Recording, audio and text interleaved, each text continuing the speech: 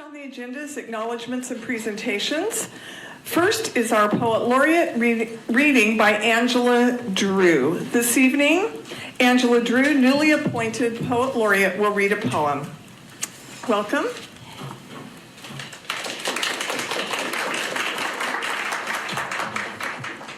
The title of this poem is Poetry Lives Here.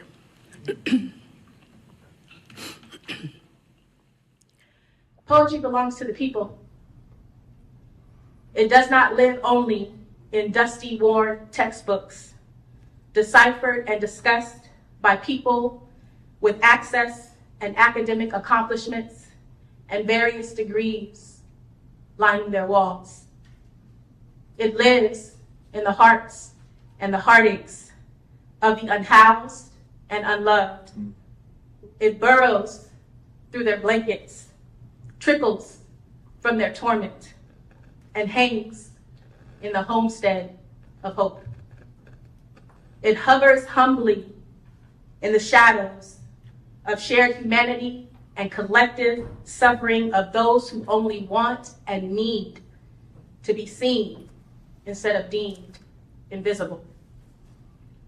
It lines the stomach of the hungry, meanders along the makeup of the marginalized, infuses life into the hopeless and hopeful, and cries out in cathartic release, oftentimes turning pain into passion and beauty, an alchemist of reverent design.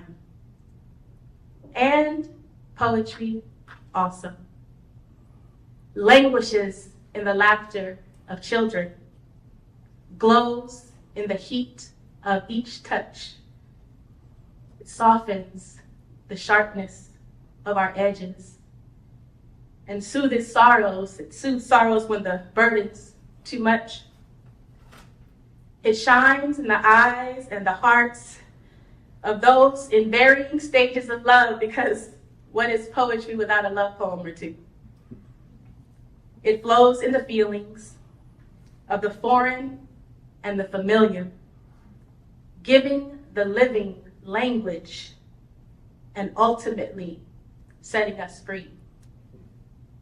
It dances across the kaleidoscope of people and faces who populate this diverse landscape of our space here in the Central Valley, reflecting the warmth of other suns. It drips like it's water, compounds like it's wealth. It breeds joy and contentment, gives joy and meaning, and thus health.